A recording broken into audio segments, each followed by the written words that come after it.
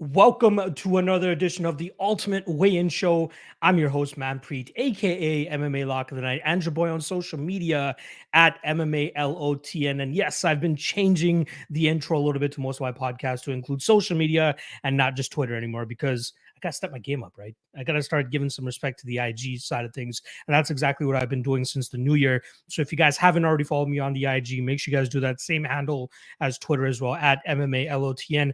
And the special thing that I'm doing over there on Fridays, I'm going to be doing it at 7 o'clock today, is I want to start talking to you guys. Obviously, you get a lot of you guys in my DMs and, Twitter, IG, all that type of stuff in the comment section. But now is the time to hear from you guys. So last week I labeled it UFC Vegas 47 locks. A lot of people took issue to that for some reason. So I'm just going to switch it to UFC 271 bets. And that's what I'm going to be doing at 7 o'clock tonight, 7 p.m. Eastern time. Make sure you guys check out the IG live. And again, you guys can hop on and have your say as well in terms of what your favorite bets are for tomorrow's card. All right, we're going to be going over UFC 271, headlined by Israel Adesanya, Robert Whittaker, Act 2, and very excited for this card. That fight is obviously very much the one that we're all looking forward to. But Jared Cannonier versus Derek Brunson, another great fight, possible number one contender fight as well. Co-main event, heavyweight banger slugfest, hopefully, between Derek Lewis and Tai Tuivasa, and a couple other great fights trickled out throughout it. A pretty eventful weigh-in this morning, and it's great for us, especially for this show, because that's kind of not what we focus on, but something that we get to mention while we're talking about most of the fights. That's kind of the difference between this show and the rest of the shows I do throughout the week. Before I bring on my guest right here, last thing I want to let you guys know, I've had a couple people hit me up in terms of where the Propping You Up show is that I did with Cody. That one is always going to be on the All-Star for pay-per-view episodes. So if you guys haven't already checked out the All-Star, make sure you guys check out the All-Star, pretty much the All-Star on YouTube. And that's where we did our Propping You Up show yesterday at 3 p.m. Eastern. Fight night episodes will be on my channel, pay-per-view episodes on the All-Star. All right. Without further ado, let me start to bring in my guest here. I've been following this guy for a while. I believe he's been around the game just as long as I have, if not a little bit longer. But very sharp motherfucker. I've seen this guy grow from a default avatar on Twitter that he just grabbed from somewhere, probably screenshot that shit and threw it up on his Twitter account and put his name under it. And now he's actually a legitimate dude working for the Early Edge Sports Line. And obviously he has his own successful podcast now with our guy Magic. Let me bring in my guy, Andrew Gombas. Andrew, what's going on, brother? What's up, man? Thanks for having me. Pleasure to be here. Ready to talk some UFC 271 with you. Absolutely, man. It's been great to kind of see your glow up, as the kids call it nowadays, right? Yeah, you've really turned the corner over the last maybe 2 years in terms of how much attention you're paying to social media and trying to grow your brand and grow your name, and then obviously rebranding yourself to Andrew Gombas Bets. I thought that was a great move on your part. What do you think has kind of changed for you though? Since was there a point in time where you're like, oh shit, I'm actually really good at this, and I think I can actually take it into a serious career or a full-time thing? Yeah, I mean, first of all, it's really sweet of you to say. I appreciate the kind words. I think I always kind of knew that I had something. I don't want to, it sounds kind of hopefully not cocky, but I always felt like I had a little bit something special when it came to the MMA betting thing. It's something that I took interest in at a very young age. Like I started betting on fights before I was old enough to have a credit card. I've told this story before, but I used to give my dad cash so he would let me borrow his credit card to put money on betting sites. And I realized I was pretty good at it. Obviously, being involved in wrestling from a young age, I was really interested in MMA. And then I started my bet MMA when I was 20 years old, and I'm about to turn 25 next month. And things, like you said, have really picked up over the last couple of years. And I don't know what it was. I've been doing pretty well. I guess that doesn't hurt. But yeah, I'm happy to be in the spot that I'm in. Grateful for all the opportunities, and grateful for you having me on today. Absolutely. You've been on the show one time in the past, but not since I've done the one-on-one thing now over here on the Ultimate Weigh-In Show. But it's a lot easier for me to kind of just talk to the guests rather than having to wrangle a whole squad of dudes and try to keep order and all that shit as well. Before we do jump into the actual breakdowns, give me one fight you're most excited about from a fan's perspective. Not so much a betting perspective, but from a fan's perspective, which one are you looking forward to the most tomorrow night? Yeah, so outside of the main event, I think this one's a layup. Tuivasa versus Derek Lewis should be a really fun fight. Both these guys come in, they're fan favorites. They come in swinging and both have a ton of power. I think that fight's probably one I'm looking forward to. And then maybe one that's flying a little bit more under the radar that I'm looking forward to would be Alexander Hernandez versus Nato Moicano, which I guess just got promoted to the pay-per-view section of the card this week. And I'd say those are my favorite two outside of the main event. What about you? Yeah, for me, actually, it's the number one contender fight in that third slot between Derek Brunson and Jared Cannonier. A lot of adamant stances on both sides of that fight. Obviously, we'll cover it a little bit later in the podcast here. But in terms of the Derek Lewis and Tai Tuivasa fight, I found it interesting at the press conference yesterday that one of the guys, the Houston reporters, asked Derek Lewis, "Were like, last time you were in Houston and I asked you this question, you said, I think I'm going to beat this guy by controversial split decision." I think that's actually what ended up happening. And then he goes, "You know what? I'm going to go out there and swang with this guy, and one of us is going to fall within that first round." So I think a lot of people that were trying to take the sneaky approach with the over 1.5 at plus money here are probably like, fuck, maybe I should just cash out that ticket or push it out." Exactly. We'll talk about it when we get there. But that's obviously a little bit of concern, right? You don't want to take too much from an interview, right? Especially with MMA, there's not much you can take from it because how much of it can you truly believe? Everybody's going to be like, "Oh, I'm the healthiest I've ever been," blah, blah, blah. And then after the fight, they lose. They're like, "Oh, I had a torn ACL or some shit," right? Like that always comes with the interviewing aspect. How do you kind of cap interviews and press conference stuff like that? Less than 5%. I pretty much I have one of the most simple styles I've ever heard. I watch the fights, make the read, and then try to get the best number from there. Maybe 5% or like I'll check their Instagram beforehand, but like unless it's something like insane, like nothing's like I know some people and everyone has their own style, so Yeah. who's right or who's wrong doesn't really matter. But I take 95% of my betting lean from what I see on tape and how I analyze like that specific stylistic matchup. And then from there on out, it's about getting the best number. Once in a blue moon, something could come up from like, I don't know, really not, but how someone looks at like a weigh-in or like how someone's talking in an interview. I know some people cap that stuff a lot more than I do, but I've personally found that it's better to just kind of focus in on what you can see with your own two eyes and really look at the proof, so to speak. That's just my style personally. Yeah, no, I absolutely agree with you. Again, at a certain point, I realized I'm like, there's not much you can take from interviews and press conferences. The IG thing side of things, that's more so just to see like where they're training at, right? Where their training camp is. Have they moved anywhere? Did they bring in anybody special, something like that? But yeah, you are absolutely right. You live and die by what you see on tape. And I think that's exactly the great a great ingredient to have a successful capper and predictor. All right, let's quit jacking each other off here. Let's fucking get into the actual predictions. We got kicking off the show. We got William Knight, who came in an egregious 12 pounds overweight for the 205-pound limit. That fight is now a heavyweight fight. He's taking on Maxime Grishin, who has fought at heavyweight in the past, not small light heavyweight in his own right. That guy's one of the bigger guys in that division. In terms of odds, we're currently looking at minus 165 for Grishin, plus 145 for William Knight. I'll let you kick things off here. How do you see this heavyweight matchup going down, and what did you make of the weigh-in and stuff? Yeah, so this is a great one to start off with because I bet Maxime Grishin in this fight at like minus 160, minus 165. I honestly think he's better everywhere than William Knight from a technically speaking. He's a 5-inch reach advantage. We saw William Knight get body locked with the same takedown over and over and over again against Dawoon Jung. I think he was fortunate to win a decision in his last fight, and I think that Grishin is an underrated kickboxer. I think that fight against Dustin Jacoby honestly could have went to him. And it's again, this is a perfect fight to start with because William Knight missed weight by 12 pounds, which is something we don't really see every day. And so a lot of people have been asking me what I make of that. And what I make of that is you don't miss weight by 12 pounds by accident. So that I get that it was on relatively short notice, but you can't tell me that he was completely training and dialed in with his nutrition like he should have been going into this fight. So honestly, it makes me like Maxime Grisham a little bit more.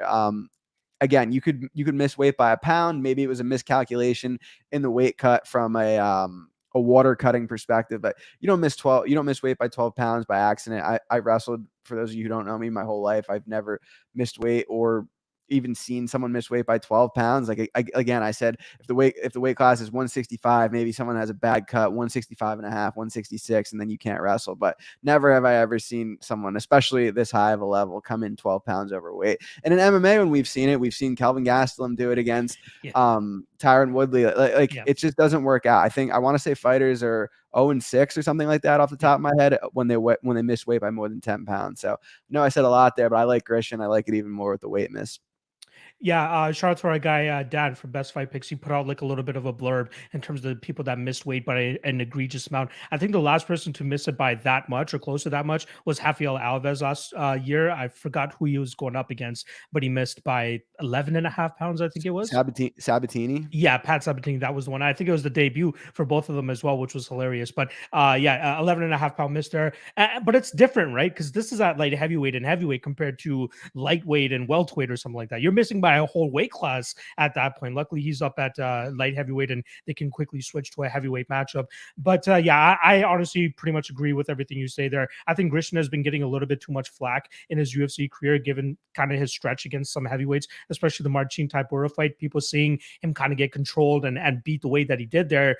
They're discrediting the fact that was a heavyweight. Now he's actually fighting guys where he's in a weight class that he should be at, or at least should be at 205. But William Knight, there's not much to like about his game. I know he has a couple decision victories on his record, but it doesn't look like he's much of a minute winner, right? The Alonzo Menafield fight, not a great look. I thought Menafield deserved that win. It all came down to the last 45 seconds of him throwing those big crazy shots, which I'd say 90% of those shots missed, right? You got to give the control there to Alonzo Menafield in the first 4 minutes. But I like Grishin here. Didn't play him myself. But if the line starts to creep down a little bit more, I'd be a little bit more intrigued. But even at minus 165, I don't mind that spot.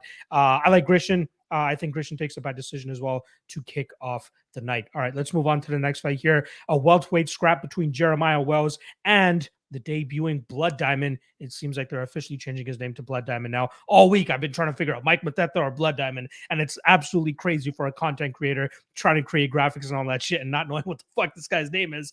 But John Anik announced him as Blood Diamond this morning. Seems like Tapology has changed his name to Blood Diamond as well. So that's exactly what we're going to go with. Very easy fight to break down. Wells, takedown, Blood Diamond, kickboxing, pretty much.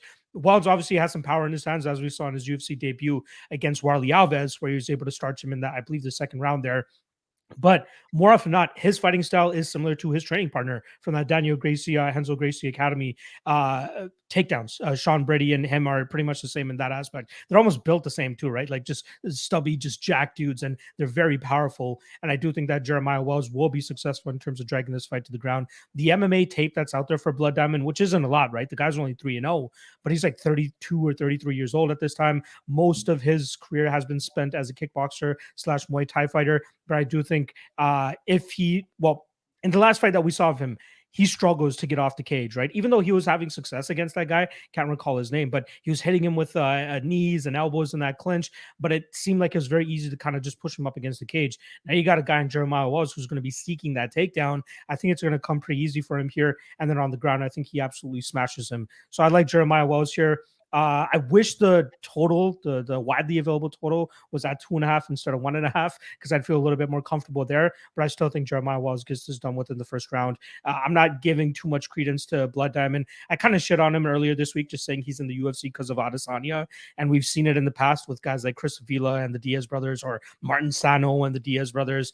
The guy has a great combat career, but in terms of MMA career, 3-0, sketchy competition, I'm on the Jeremiah Wells side here. I think he's worth the chalk, to be honest. No bet on my side, but I do have him in a couple of degenerate parlays. How do you see this one going down?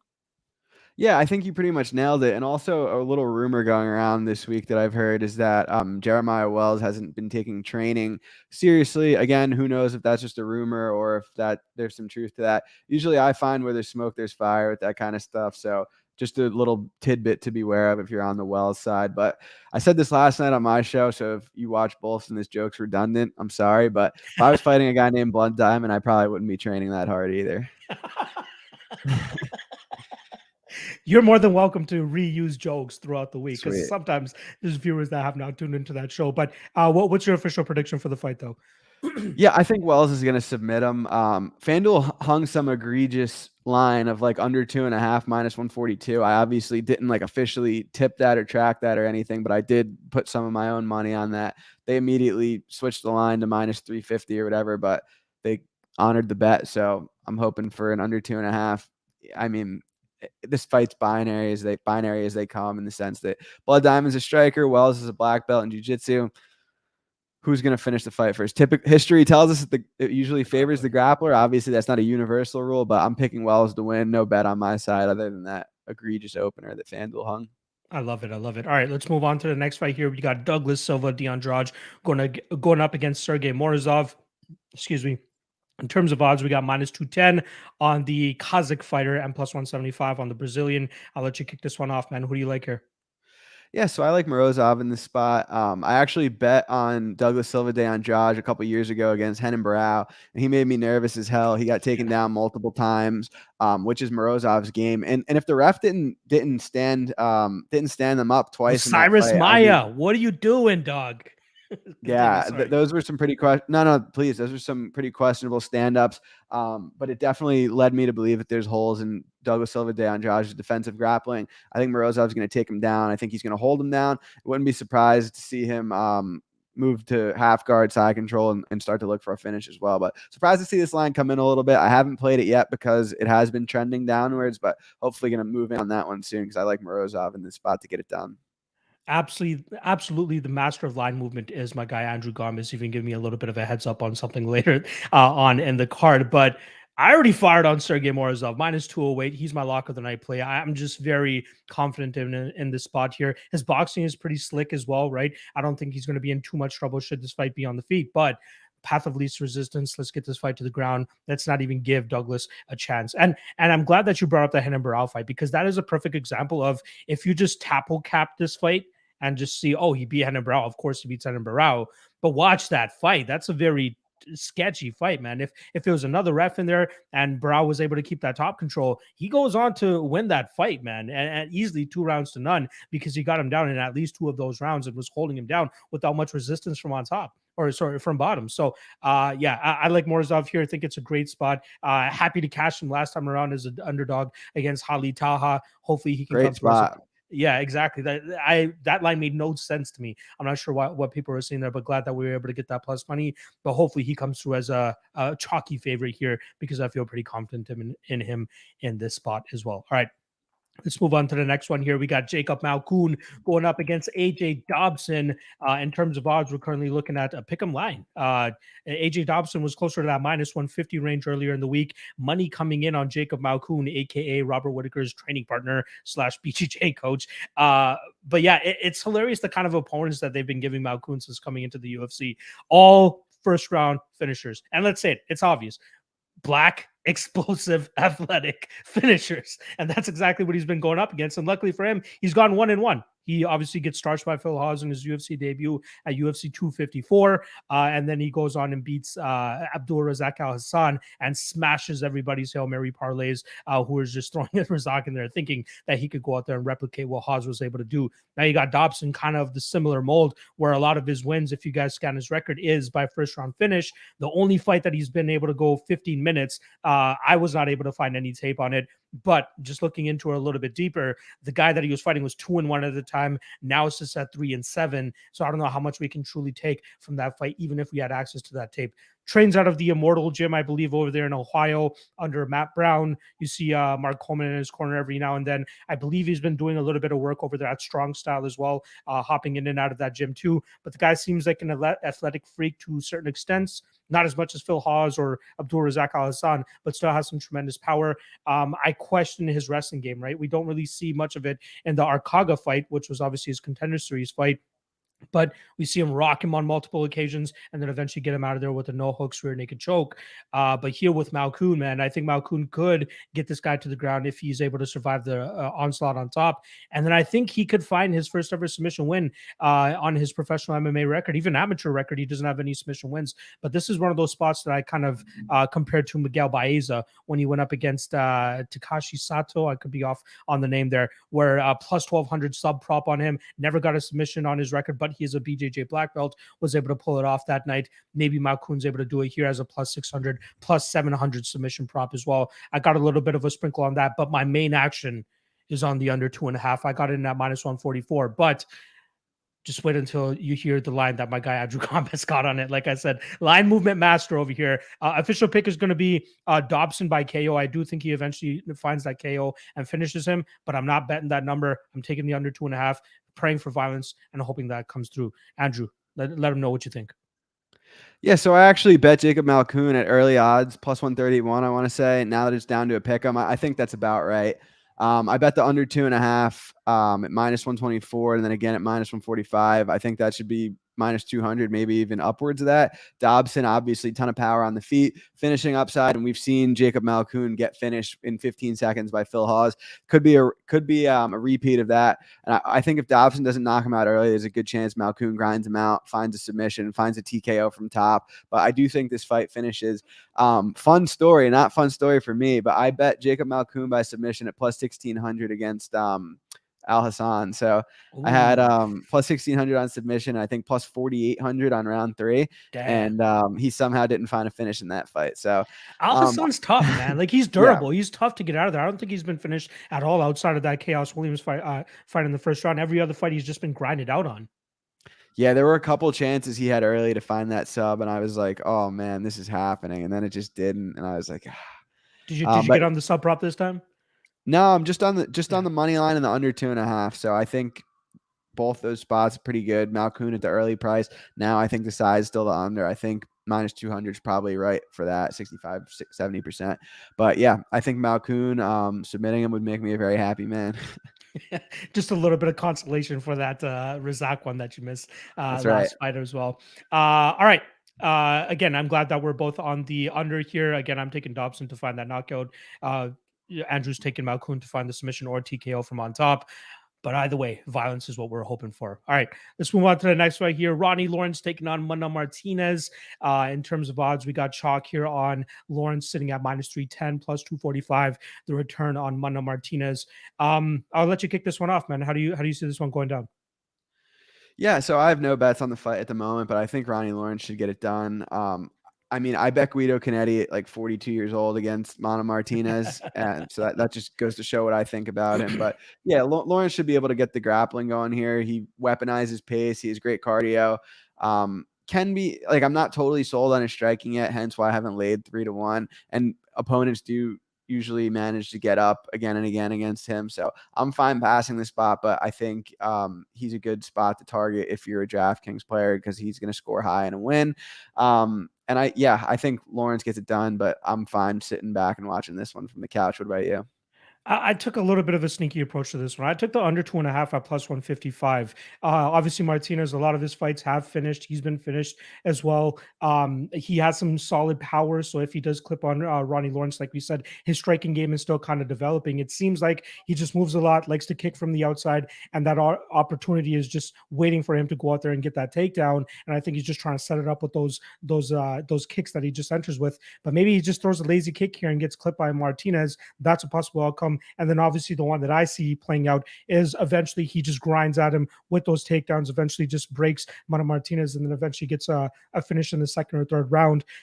Hopefully not after the halfway point of the third round. But still, I like the under 2.5 at plus 155 here. I do like Lawrence inside the distance around plus 200. But yeah, you hit the nail on the head in terms of the DraftKings spot here for Ronnie Lawrence. I think it's a no-brainer. If he wins, you're going to get multiple takedowns. You're going to get some control time and possibly even a finish if my read comes into play here as well. So yeah, 3-1, a little bit crazy, but the guy looks like he has a chops. Let's just see him continue to develop. I think it's only going to be his second cap now over there at Sanford MMA. He's mainly a Tennessee guy, I believe, training out of that Tennessee MMA gym. But I want to see this guy flesh out a little bit more, man. He has the chops. And it wasn't that long ago. I think 2 fights ago on the Contender Series, he was a plus 240 underdog, right? Not a lot of people had high hopes for him, but goes out there, secures 12 takedowns against Jose Johnson, gets his hand raised in that fight, 8 takedowns against Vince Cachero, gets a late finish there, 8 seconds over the 2.5 mark. So we'll see if he can do it 8 seconds earlier this time to cast that plus 155 ticket. But me and Andrew both on the Ronnie Lawrence train this weekend, but no bet on that minus 310 line. All right, let's get on to the next fight here.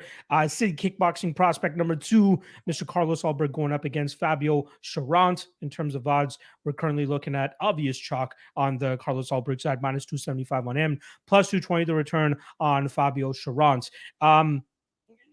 Cherant is one of the weirdest guys to break down, right? Like his output at time is just so lackadaisical, right? He seems a little bit too comfortable in the cage. Although the William Knight fight, he was getting off pretty well, nice and early there before William Knight lands that body kick. And then from there, he eventually lands that counter. I believe it was a check hook that he landed to a flatline Fabio Cherant that night. But like all of his other fights, man, his output, again, it's very low volume in my eyes at times. We saw the Myron Dennis fight where he finally starts implementing grappling later in that fight. Kind of a similar matchup here in terms of kickboxer versus whatever the fuck Fabio Cherant is. But it seems pretty easy here in terms of Carlos Ulberg needs to kind of keep this fight at range, at distance, then eventually find that kill shot from the outside. I question Cherant's durability at times. Carlos Ulberg, great range. Obviously, he's going to have a height and reach advantage in this fight, but I do believe that he'll eventually find that sniper shot and put him down at minus 275, though. Passing. I can't trust him, and nor do I have the cojones to go out there and back to Water Buffalo, because again, I just don't know what the fuck we're getting with this guy. He just leaves so much on the table that I just can't have much trust or confidence in him. Pick is Ulberg KO, but let's just move on to the fucking next fight. I want nothing to do with this fight. How do you feel about this one? Yeah, I think you nailed it. I think Ulberg, obviously good kickboxer. In his first UFC fight, he was unloading on Nzechukwu in that first round, completely emptied the tank. Maybe he takes a bit more of a conservative approach here, but I think if I just couldn't never lay that price tag on someone who's shown such red flags in the cardio department. Cherant, like you said, I don't think he's amazing at anything, but he probably does have a grappling edge here and he has a cardio edge. So I think at this line, it's dog or pass. If you're into the props and the crazy stuff, like I even kind of half jokingly was like Water Buffalo round 3 submission on Twitter today. But yeah, I think I'm fine passing this one. It's more of just a sit back and see spot for Ulberg. Let's really see if he's a good prospect or if he's kind of just a flake. Cherant probably leaves the UFC with a loss here. So I think both these guys actually may leave the UFC with a loss here. So it's going to be interesting to see how it plays out. But from a betting perspective, there's plenty of better spots. Last thing about this fight, Cherant has aligned himself with Sanford MMA, so hopefully they can shock the Water Buffalo here and try to give him, make a good account of himself when he steps into the cage tomorrow night. All right, let's move on to the next fight here. We got Kyler Phillips going up against Marcelo Rojo. For some reason, they got bumped by your boy Alexander Hernandez and that's Moicano for the main card slot, but now they find themselves on the prelims. In terms of odds, we currently have minus 450 on Phillips and plus 340 the return on Rojo. I'll let you kick this one off, man. Who do you like in this bantamweight scrap? Yeah, so I'm on the under again here, minus 160, under 2.5. I think Phillips, if he takes the grappling route, looks like a huge favorite here. I think if he decides to bang it out on the feet, either guy could knock the other out. Rojo's a pretty fast starter, but he does slow down in fights. Gut tells me that Kyler Phillips takes him down, submits him. But I think the under at minus 160 here is a pretty good spot, considering the fact that both guys could finish each other on the feet, and that if Phillips takes the grappling route, he could finish him as well. So I'm picking Phillips to win by submission. I think the under is the best bet on the card. Curious to hear what you think about this one. Yeah, the under 2.5 is one that I have circled here, but I felt like I got the line got a little bit too away from me. Most of my spots have it hanging around minus 180, minus 185 right now, but I still think it's a damn good spot, man. I think you hit the nail on the head. Rojo's a finisher, likes to go out there and try to take his opponent's head off. Kyler Phillips a little bit more finesse with his striking, a little bit flashy at times as well. But yeah, I think his path of least resistance, get this shit to the ground. 4 out of 7 of Rojo's losses have come via submission. Let's put that black belt to use and try to get him out of there. I think plus 500 is a submission prop on Kyler Phillips right now. I think that's worth a little bit of a shot as well. But yeah, I agree with you. Under 2.5 is a spot. Phillips, a little bit question mark in terms of his cardio, right? We saw him obviously fall off against Ali and Paiva, although he did empty the gas tank trying to get him out of there in round 1. The Song Yadong fight, though, that's another one where he starts to fall off in that 3rd round, but luckily does not get finished by Song, ends up winning the fight by taking those first 2 rounds. It's a good win, man. It was a good win. It was a good win for sure to deal with I like the guy like Song. Song. Yeah, Song's a great fighter as well. He absolutely proved me wrong against Casey Kenny last time around. I thought that was a spot for Casey to get the dub there, but man, Song is a tough out, and for Kyler to kind of win the way that he did there and still stay safe in that third round while the Song is trying to take his head off. Big props to him for being able to survive that there. But yeah, Under and Phillips, count me in. All right, let's move on to the next one here. Retirement fight coming up for Roxanne Modafferi. She's going up against Casey O'Neill. In terms of odds, we are currently looking at minus 400 for the streaking prospect Casey O'Neill, plus 300 for the retiring Roxanne Modafferi. I know I see you limbering up right now to get on the Roxanne Modafferi thing, so I might as well just let you kick off this breakdown, dude. How do you see this one going down? So you're telling me, not you. The books are telling me that Casey O'Neill has an equal chance to KO Roxanne Modafferi as Roxanne Modafferi is to win the fight. So I find that very interesting, considering Roxanne Modafferi has not been finished in over 10 years, and she's fought a who's who at these women's divisions. I mean, she's a pioneer of the sport. I get that this is a retirement fight, but minus 400, like, did people really look at this fight and say there's value, like that Casey O'Neill wins this fight more than 80 out of 100 times? Like, I don't know, man. Casey O'Neill, her cardio seems good and her top game seems good, but her striking leaves a lot to be desired, and her wrestling leaves a lot to be desired. I think Roxanne's going to do well in the clinch here. I think this line should be significantly closer. I played Modafferi at plus 330, and it would not shock me at all to see her look like a favorite in this spot. I know it's a really hot take. I know I faded Casey O'Neill in the past, but look at who she's fought, like Shanna Dobson out of the UFC. Lara Procopio won the first round against her out of the UFC.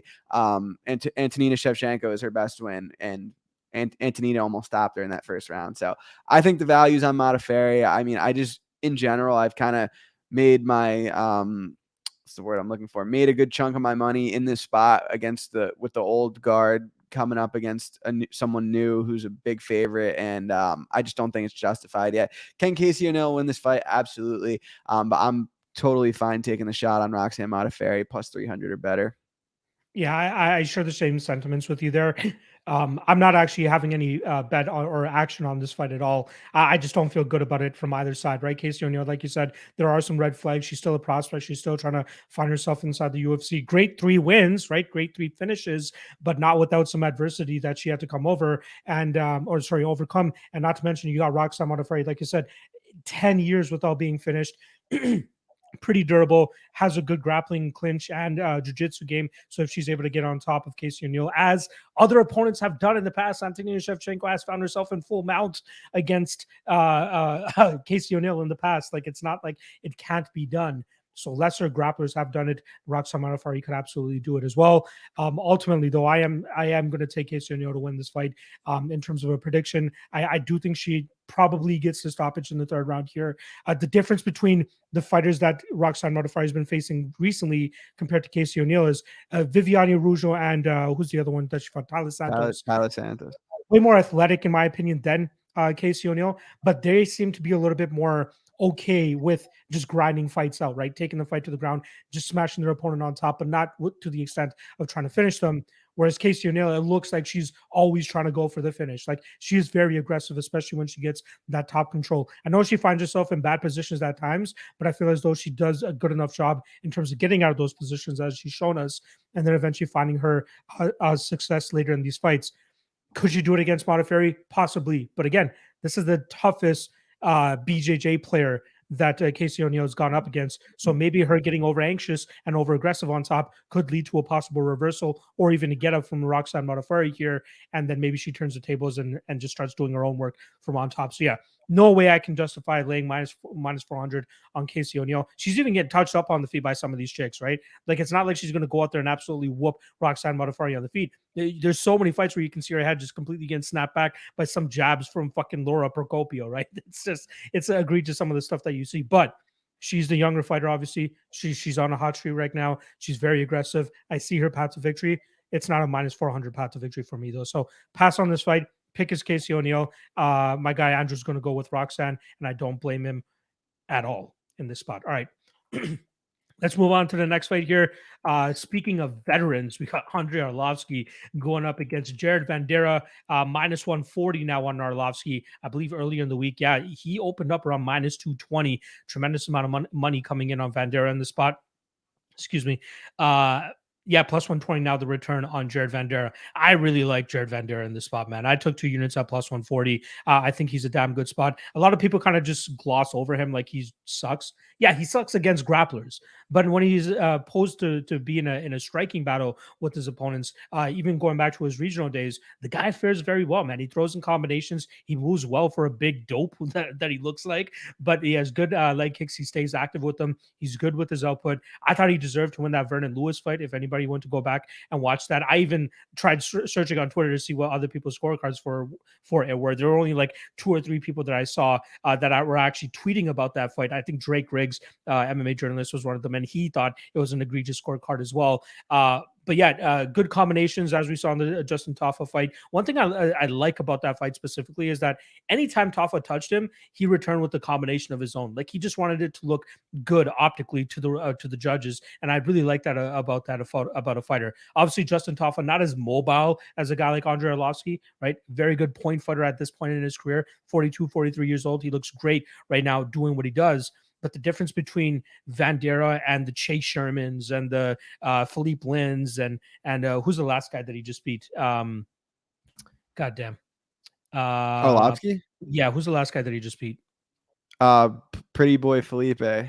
Yeah, Carlos Felipe. The difference between Vanderaa and those guys are just looking to take his head off, right? Like they're throwing one shot out there. They're trying to be aggressive in that aspect. Whereas Vanderaa, most of his shots come in combinations. And I keep saying combinations in this breakdown because I think that's what's ultimately going to end up winning this fight for him. His aggressiveness, moving forward, throwing in combinations, leg kicks, that should be more than enough to eventually catch Arlovski. And I think he actually puts him out probably in the second or third round of this fight with one of those strikes on the end of the combination. So I like Vanderaa, 2 units deep at plus 140. Yeah, I think this is a great matchup for him. Again, as long as D1 Arlovski doesn't show up tomorrow, I think Jared Vanderaa is in the clear to go out there and get this win. How are you feeling with this one? It's funny you say that. I actually think Vanderaa probably has a grappling edge. When Arlovski fought Aspinall, it was like the first time in a while someone had really tried to grapple him, and Aspinall took him down and choked him. It was one of the quickest taps I've ever seen. So I actually think he didn't even fight it. He didn't even fight the choke, and he's just like, I'm done. Yeah, so I actually think Vanderaa has a bit of a grappling edge here. I liked Arlovski in the beginning when I was first thinking about this fight. I looked into it more, and I'm passing on it for now.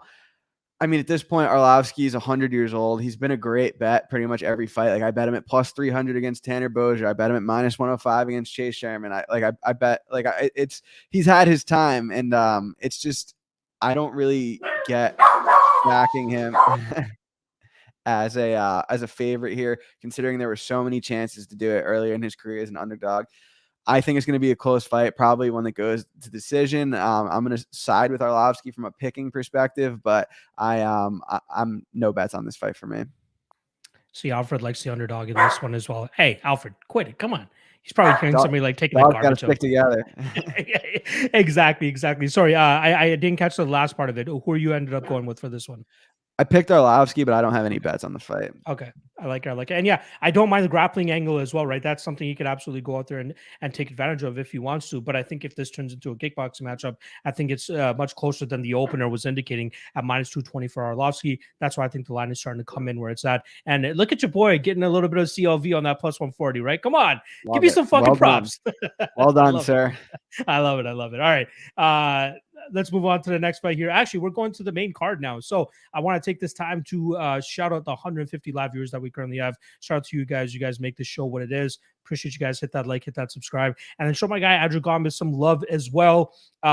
Link to his Twitter channel is his Twitter page is in the description below. Not to mention his Andrew and Magic show that they do every, I believe that's every Thursday, correct? Yeah, you're going to be on the next episode, so it's perfect. I don't want to say anything yet. I'll let you announce it. But yeah, I'll on the announce it right here. There we go. I'll announce it live on the Ultimate Weigh-In Show. Locke is going to be on, or Manpreet. I'm not sure which one you prefer to go by now, but either way, you're going to be on our show next Thursday for the. I guess now it's a Johnny Walker versus Jamal Hill card. It was going to be a Fiziev versus RDA card, but either way, we'll have some good content for you there as well. Absolutely, absolutely. I have the recognition, I believe, of being on Magic's first ever live stream that he ever did, and that was way back in the day when he was with the Club and Sub guys. He went on their show one time, and I was able to be on that stream as well. So, second time I'm going to be able to hop on with Magic, but I love their show. They have great chemistry, great guests as well, but very sharp dudes as well, which obviously helps the show a lot more as well. So make sure you guys show my guy Andrew some love. All right, let's get to the main card here. Lightweight scrap. Nasrat Haqparast going up against Bobby Green, minus 150 on Bobby Green, plus 130 the return on Nasrat Haqparast here. Bobby Green opened up around minus 170. A ton of love coming in on Haqparast to bring that line down. I'll let you kick this one off. How do you see this one going down? Yeah, so I've actually went back and forth in my head about this fight since the line came out, and my conclusion is that I'm picking Bobby Green to win, but I don't trust him not to do Bobby Green things, so I'm passing from a betting perspective. We actually had OAM on our show last night, and he said that Nasrat's one of the harder hitters he's ever trained with, so I thought that was interesting. He's obviously fast hands, got out-grappled by Dan Hooker, so in theory, Bobby Green could get takedowns here, but he seems to not always take the path of least resistance. Bobby Green's kind of getting up there in age. I bet him against Ali Quinta, but I think here I'm fine passing in this spot. More curious to hear your thoughts to see if you have a stronger conviction than I do. How can you, right? Bobby Green is the decision machine, if anything, outside of that last fight against Ali Quinta, and Al just wasn't even fully there, right? We know he's pretty much a real estate agent at this point in time, full time, and he even said, admittedly, after the fight, that he was pretty much saying, "I can't do this shit anymore." After that, the first time that he got cracked by Bobby Green, and then he ultimately gives up in that fight and gets finished. But yeah, that was the first finish for Bobby Green in 8 years to the date. But even that finish that he had 8 years ago wasn't even a legitimate KO. So he's not a finisher. He goes out there, he tries to outpoint you. And it's weird considering his style, right? He likes to trade in the pocket. He likes to do a shoulder roll. He has some good head movement and stuff. And he likes to engage in a war and a fight. But it just seems like he can never drop his opponents or hurt them or finish them. And even the same could be said about his opponents because of the elite durability that we get from Bobby Green. So yeah, I'd be surprised if we see a finish from either side here. One bet I actually wanted to get your thoughts on for this fight was the fight goes to decision, which was hanging around minus 190. I know a little bit chalkier than normal. It's something that a lot of people don't really like to look at. But just for a comparison, his last fight against Ali Quinta, it was minus 400 for the fight to go to a decision.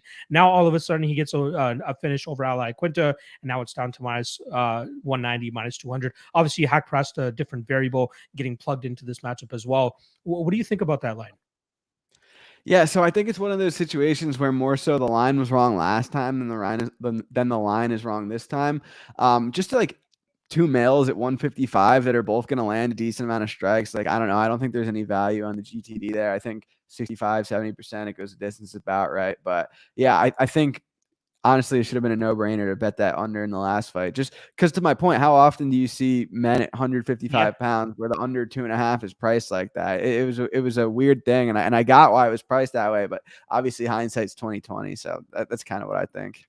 Yeah, it should I think more often than not the highest over 2.5 for a GTD is like minus 350 or minus 300 even that we normally see on a men's MMA fight, especially at 155 pounds. But yeah, if I were to bet anything on this, I'd rather take the chalk on that over 2.5. Honestly, I can't trust either guy to go out there and get a significant win or be significantly favored once it goes to the judges. Bobby Green just fights that fucking close to the level of his competition almost every single time, and I feel like Haqparast is gonna oblige with him to have that kind of fight, which is mainly just striking. These guys are going to go out there and throw maybe north of 100 strikes each. Who ends up landing more or who ends up landing more significantly is going to be the one who gets their hand raised. I can see how the guy getting it done, but I will go on the Bobby Green side. He's just never getting my money.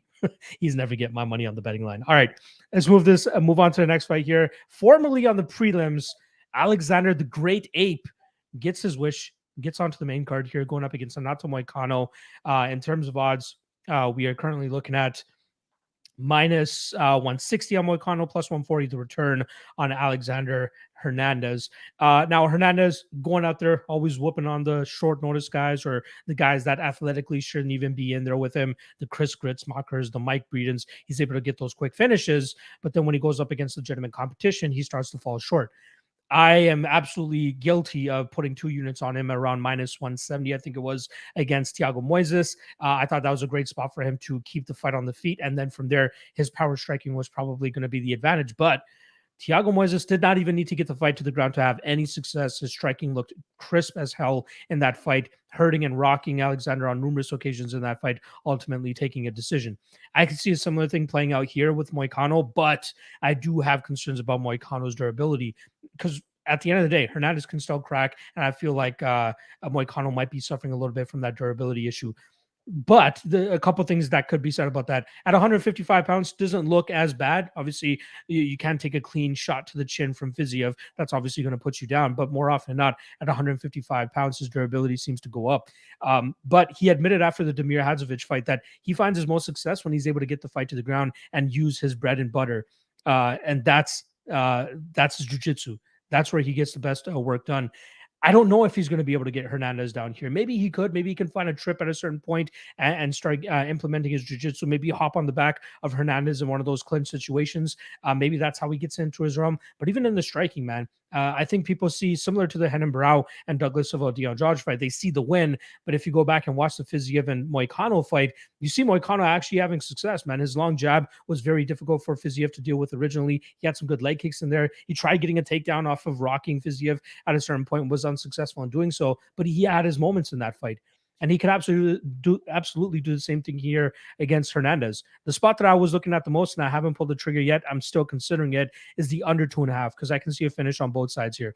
We've seen Hernandez obviously clubbed and subbed in the past, clubbed and TKO'd by Donald Cerrone in the past, but I feel if Moicano was in that position, he'd probably look for a submission of some sort. And then obviously on the flip side, we can see Hernandez find that chin of Moicano at a certain point and put him down too.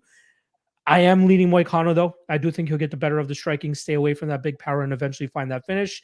But the under 2.5 is where I would feel safest in this fight. What are you seeing here? Yeah, so I actually bet Alex Hernandez in this spot, and I've never bet on or against Alexander Hernandez before, so this is going to be my first time. But I think stylistically, this is a pretty good matchup for him here. He's a fast starter. He's a big power edge here. I don't think Moicano is going to be able to consistently grapple him. And you made the point earlier, Moicano has taken a lot of damage in his last 5 fights or so. I think even Jai Herbert cracked him at one point. And then obviously Moicano did his thing with the grappling. But Hernandez is a good grappler in his own right. And he might even look to mix in takedowns of his own. Again, like we talked to OAM last night, and he said how crazy Hernandez's pressure felt. And I mean, we've seen him look very good. We've seen some not so great performances from him as well. I think it might be a game plan issue in some of those fights, but I took the shot. I think this line should be closer to a pick 'em. I think that Hernandez is a really good shot to finish him on the feet. I might be a little bit of a hot take, but I got Hernandez by knockout. Yeah, I've seen a lot of love from Moicano on the Twitter timelines. At least I think you're the first guy I'm seeing with an actual bet on Hernandez as well. But I respect him, man. I think he could absolutely get it done. And it's great that you guys had OAM on the show yesterday to give you guys that perspective of what Hernandez actually brings inside the cage. If you guys haven't already, make sure you guys go check that out as well. OAM picked Moicano because he's still bitter about the fight. But Of course he did. Of course he did. Okay. I love OAM. All right. Yeah, he's great. Let's move on to the next one. My most anticipated fight on the card, middleweight contender fight here. I believe whoever wins this fight should get a title shot. Sean Strickland might have something else to say about that, but I think both guys have propped themselves up pretty well here. We got Jared Cannonier going up against Derek Brunson, minus 165 on Jared Cannonier, plus 145 the return on Derek Brunson. Let's let you kick this one off, man. Who do you like here? Yeah, I haven't played it yet because I suspect the line's going to keep coming down a bit, but I like Jared Cannonier. I think this is a good spot for him. Brunson is a liability every time he's on the feet. He's getting up there in age. I want to say he's 38 years old now.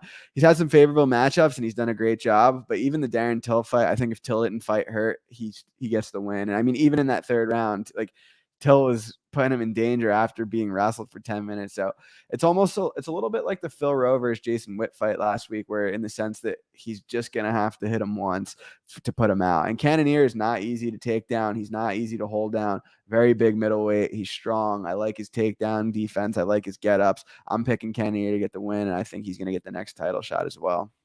Bang.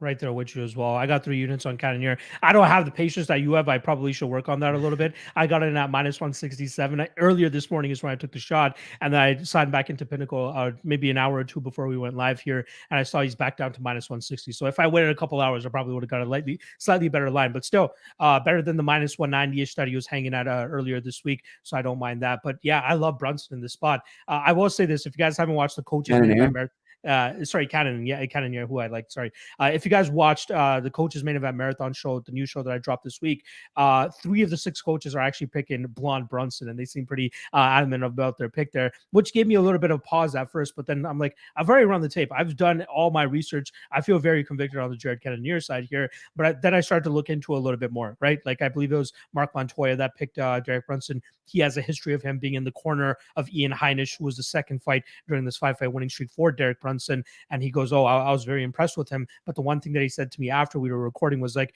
it seems like Ian Heinisch kind of emptied his gas tank after he dropped him with that head kick and tried finishing him early in that first round. And that's where Derek Brunson was able to take over. But yeah, man, almost every single fight during this 5-fight run for Derek Brunson, which he's been the underdog in 4 of them, the other one obviously being the Elias Theodorou fight, which was a pick'em. He's been rocked in every single fight. Edmund Shabazi, Darren Till, Ian Heinisch, like all these guys are rocking him, but it's the wrestling of Brunson that bails him out. But on the other side here, with Cannonier, like you said, great takedown defense. 22 out of 26 stuffed takedowns since being at middleweight. Not to mention, I think a lot of people are putting stocks in his fight against Glover Teixeira and Jan Blachowicz and all that. That's at 205. You got to cut him some slack. Now he's fighting guys his size at 185 pounds. And I get it. Brunson's the best wrestler that he's fought to this point. But Brunson's no Khabib on top. Like, he's not holding these guys down for time and time again. Like, maybe the Kevin Holland fight, but we know Kevin Holland's takedown defense and get up was very poor at that time. I'd like to see how that fight goes down now. But like you said, 45 seconds before Darren Till gets finished by that choke, he has Derek Brunson on wobbly legs. And I believe you know this as well. Darren Till was going into that fight with a torn ACL or a busted knee or something. Wasn't even motivated to train for that fight. You got Jared Cannonier now fully healthy, coming off that Kelvin Gastelum win back in August. I think he goes in there. He eventually finds that chin of Brunson and puts him out here. I get people trying to chase the underdog money on blonde Brunson, who's been on a crazy tear. But this is a bad stylistic matchup for him, horrible stylistic matchup for him. Anytime Derek Brunson or Jared Cannonier gets taken down, this guy works to get right back to his feet. I heard on a show earlier this week, somebody saying that Jack Hermanson was ragdolling this guy in the first round. You guys, I get he landed 3 takedowns in that round, but did you watch the fight? Like, what? Statistics don't always tell the whole story. Sure, he landed 3 takedowns there, but what did he did ragdoll him? That is not ragdolling. Ragdolling is what Khabib does to his opponents. Jack Hermanson did not ragdoll Jared Cannonier that night. I will say that absolutely with 100% affirmation there. I like Jared Cannonier a lot here. Again, Sergey Morozov is my favorite play on the card, followed right behind by Jared Cannonier. I think Cannonier gets his hand raised here, and I think he gets his title shot as well, right? It wasn't that long ago that Israel Adesanya was calling this guy out, saying if he beat Robert Whittaker, he would likely get the title shot. And about that Robert Whittaker fight, Jared Cannonier breaks his arm on the first kick that fucking Robert Whittaker throws in that fight. So he's fighting with a broken arm the majority of that fight. So let's cut some slack for him there. But yeah, I think he gets it done here. Brunson's going to hang it up. He's already talking about retirement, right? 2 more fights left in his career. This will likely fast track him to retirement here when Jared Cannonier knocks him out. So I got 3 units, minus 167. I'm considering taking another unit shot on the either the KO, or if the line continues to get better, maybe around that minus 150 line, I'll probably drop another unit on him here and have a full 4 units. Anything you want to add about this matchup? Because I felt like I got a little bit heated because I've been seeing so much slander on my guy Jared Cannonier all week. People saying blonde Brunson. It wasn't that long ago that a lot of people were just fading blonde Brunson against Edmund Shabazi and Kevin motherfucking Holland. And now all of a sudden he has a 5-fight winning streak and you guys want to fade Jared Cannonier against this guy? Fuck out of here. Anything you want to add? Sorry. No, man, I think you nailed it. You echoed a lot of the same sentiment that I have regarding this matchup. I think Cannonier is a solid play, and I'm looking forward to seeing it unfold on Saturday night. Absolutely. All right, let's go. Co-main event time. We got the heavyweights in here, slanging and banging. Derek Lewis going up against Tai Tuivasa. In terms of odds, we got minus 170 Derek Lewis, plus 150 the return on Tai Tuivasa. Interesting fight here. Both guys heavy power in their hands. If they want to go in there, trade in the pocket, one of these guys is going to eventually fall down. I think the main difference in terms of their striking approach is that Tai Tuivasa likes using his leg kicks. If that's something that he implements nice and early here, it could pay off for him later in the round or even going into the second round if that's where it goes. But I think that both of these guys, given the spot that they're in this co-main event slot in Derek Lewis's hometown, I think they're going to oblige and actually throw, and one of these guys is going to fall down. Now it comes down to who's been actually like legit knocked out. And I was going through their record, watching some of their fights again. The last time we saw Derek Lewis actually like out cold was way back against Matt Mitrione, almost like 8 or 9 years ago. He's been finished by TKO a bunch of times after that, but a lot of it has been due to just exhaustion, right? He just hurls over and just lets his opponent just start to wail on him, and they get him out of there. Tai Tuivasa, I believe the only time he's been finished by KO was against Junior Dos Santos, but that was where Dos Santos clips him, drops him, eventually finds himself in full mount, lands some shots from on top. You could let that fight keep going, I think, in my opinion, but they stopped that fight. I believe that's his only KO loss on his record. I do think, though, if you're going to go out there and swing with a guy like Derek Lewis, not many men are going to live to tell the tale. I think Derek Lewis eventually finds that knockout blow in this first round and gets it done. I know a lot of people are trying to be cheeky and take that over 1.5 at plus 140 or plus 150, whatever it's sitting at.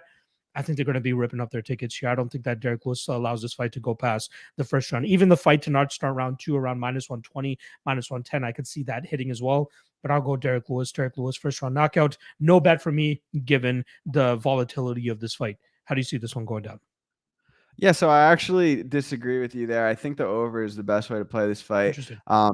Derek Lewis backs up, looks to counter, and he's just so big, strong, scary, hard hitter that people just naturally are fight him timid, right? And you made the point. Derek Lewis hasn't been knocked out cold since Matt Mitrione, so he's very hard to finish. On the Tuivasa side, like, Lewis doesn't throw that many strikes. Like, he could hit him clean with a shot. Like, it easily could happen. But I just think plus 150 is too wide in terms of it going over 1.5.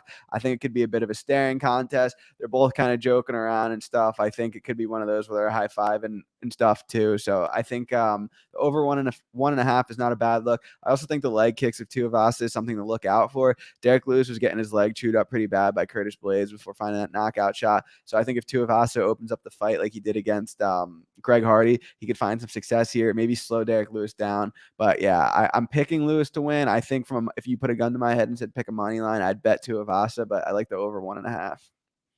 I like it. Again, I can't disagree with, especially where that line is at. But I'd be a little bit shocked if it actually goes over that 1.5 round mark. But that Tuivasa leg kicking game, it could absolutely be a problem here. And if he does want to oblige and actually go out there and commit to that leg kick, he could have tremendous success and eventually find his own finish, probably a second round or something like that as well. So let's see how that one goes down. All right, we are approaching the main event here. Shout out to the 150 live viewers that we have in here. Again, hit that like, hit that subscribe, show my guy Andrew some love as well. His Twitter is linked in the description below, but obviously his show. Correct me here, Magic and Andrew, or Andrew and Magic. I feel like Magic's getting the blue corner or red corner treatment here. Yeah, so he came up with the idea, so I gave him. It's called the Magic and Andrew MMA betting show. It was his idea, so his name gets to go first. There you go. The Magic and Andrew show. I believe they have their own YouTube channel and all that stuff. So make sure you guys go check them out. Hit them with the subscribe and tune in every Thursday, and you will see a familiar face there this coming Thursday for that show as well. All right, let's move on to the main event here. Act 2 of Adesanya versus Whittaker. We got minus 280 on Adesanya, plus 225 the return on Bobby Knuckles. I'll give it to you to start off, man. Who do you like in this main event? Sure. Well, first of all, appreciate you having me on. Had a great time talking fights with you as always. In this main event, I went into it thinking I was going to want to bet Whittaker, that I was going to want to bet the over. But the more I looked at it, the more I thought about it. I'm fine passing on this fight. Like, the first fight really was not close at all. And I get this is a different matchup. Whittaker's probably going to look to wrestle this time, but Jan Blachowicz held Israel Adesanya down. Jan Blachowicz is also a 205-pounder. Whittaker has decent wrestling, but he's not a wrestler. And if you look at some of those takedowns he hit against Gastelum, they weren't necessarily complex. It was almost like a timing thing. It was almost like a Kelvin not expecting it kind of thing. So I don't know that Whittaker will be able to consistently get him down and hold him down. I think if he tries that stuff on the feet where he jumps into the pocket, Adesanya is going to counter him and eventually find a late finish. So I think same result later on in the fight, but I'm looking forward to this one from a fan perspective, but from a betting perspective at current line, I'm fine passing. Yeah, I took a late last week. I took a half unit shot on Whittaker at plus 225, and I just wanted to see where the line was going to go throughout fight week. It seems to be holding steady around that plus 220 line, so I'll probably just keep it at a half unit. On my podcast, the Lockcast, I did pick Whittaker to win this fight because I thought, mixing in takedowns. Obviously, I know he's not going to be able to get that top control like as much as obviously Blachowicz or Vettori was able to get like a minute to a minute and a half of control, and then Adesanya gets back to his feet. I'm not expecting tremendous amount of top control from Whittaker here. I'm expecting takedowns to hopefully sway the judges in what should be somewhat of a competitive kickboxing fight where the output of Whittaker, staying active with the leg kick, he was having a good amount of success against Adesanya before eventually getting clipped at the end of that first round, which again, I get it. You can say Adesanya was just biding his time and waiting for that proper opportunity to let go of that counter. But if Whittaker can mix in some patience, mix in some takedowns, or even get Adesanya thinking about takedowns, that opens up his striking game a little bit more as well. That allows him to be more patient. That allows him to, again, make it look good for the judges. I do see this fight going the full 5 rounds. I still do lean on the Whittaker side, but not with much conviction. I'll keep my 0.5 unit stab on him where it's at. Again, Adesanya is just a tremendous striker, but like I'm hearing all these takes like he is the greatest striker, blah, blah, blah. Like Jan Blachowicz still goes out there and outstrikes this guy for 2 rounds. It's not like he's a good striker, don't get me wrong, and he's good at setting traps and all that. But at certain times, you can let the fight almost pass him by as he's like switching stances and all that stuff. And that's where I think Whittaker could probably do some good work with output, elusiveness, and volume. But if he gets clipped, if Adesanya sets up proper traps, absolutely you can get him out of there. But I would rather back the Adesanya KO than back Adesanya at minus 280 in this spot. Because I think most people are expecting Adesanya to get the KO once again. I don't think it transpires. I do think that this goes the full 25 minutes. And from there, it's going to be up to the judges. And I think Whittaker could put together a good enough amount of work to make it closer on the judges' scorecards than the line indicates. So I like Whittaker plus 225, half unit shot is what I got. I think he gets the belt back, and I think it sets up a possible trilogy fight for them later on this year. So my guy Gombas on Adesanya, but no bet given the betting line. I'm going to be taking Whittaker half unit shot at plus 225. All right, last thing before we get on out of here, lock of the night play or the most confident play on the card that you guys have. I'll kick off with mine. As I already told you guys early in this podcast, I got 4 units on Sergey Morozov at minus 208. I'd follow that up with Jared Cannonier at 3 units at minus 167. I might add another unit on that depending on if this line continues to dip around that minus 150 range. Andrew, what's your most confident play of the card for tomorrow?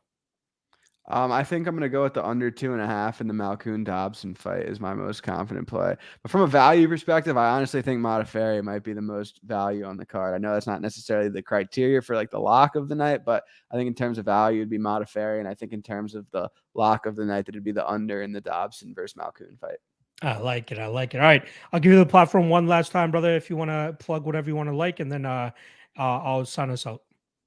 Sure. Well, thanks again for having me on. Had a blast as always. My Twitter's at Bets and Picks MMA. I have a YouTube channel, Andrew Gombas MMA Betting. I do a show with Jonathan Coachman and Sportsline. It's called The Early Edge. It's every Thursday at 5 p.m. Eastern time. 5:30 p.m. Eastern time. I give away a few of my best bets for every single card. And then later that night on Thursdays at 7 p.m. Eastern time, Magic MMA and I do our own podcast where we break down the card from top to bottom, which you're going to be our guest next week, which will be a great time. So those are my 3 things, so to speak. But again, appreciate you having me on. Hope everyone enjoys the fights this weekend, and hoping to come back on someday soon. Oh, for sure. You're going to be a staple on the show. You keep it nice, tight. We got an hour into this podcast, and we got through the entire 14 fight slate. So I always love doing it within a compact amount of time. Because again, I want to have a life on a Friday too, right? That's why I got away from the fucking 4-person panel on Fridays, going 2.5 to 3 hours with these savages. So I appreciate you doing the show. On behalf of myself, though, 7 p.m. Eastern, IG Live. I'm going to be kicking it with you guys for about half an hour, 45 minutes, maybe an hour if we get some good guests in there. I'm going to be talking to you guys. If you guys are blowing up the live chat right now. Want to talk to me? Get your shit across.